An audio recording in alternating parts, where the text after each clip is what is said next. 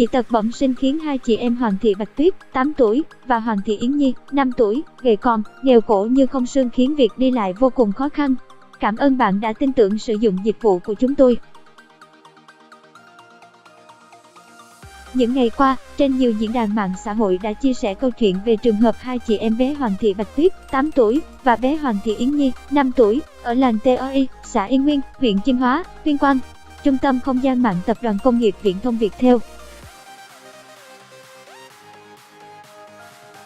Sinh ra cả hai bé chỉ khỏe mạnh được vài ngày thì bố mẹ phát hiện cả hai cô con gái của mình bị mắc căn bệnh lạ khiến đầu, cổ bị nghèo, sức khỏe yếu.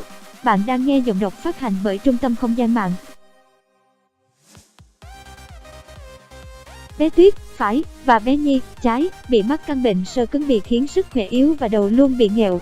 Giọng đọc cung cấp bởi Trung tâm không gian mạng. Đau lòng hơn khi hai chị em bé Tuyết và Nhi bị nhiều người giễu cợt như người ngoài hành tinh.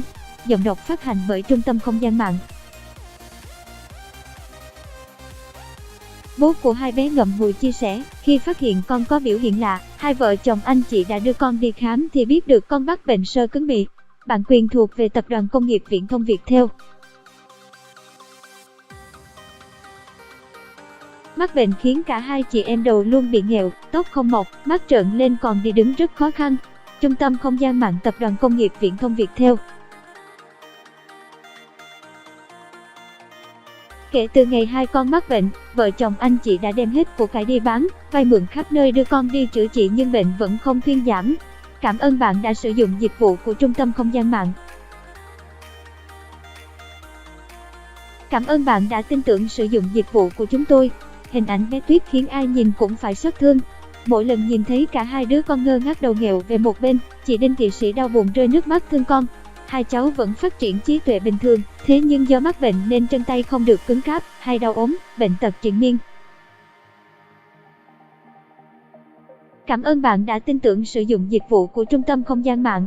Mặc dù đã đến tuổi đến trường nhưng do tình trạng sức khỏe, kinh tế hai vợ chồng chị hiện rất khó khăn nên bé Tuyết và bé Nhi đều không được đi học.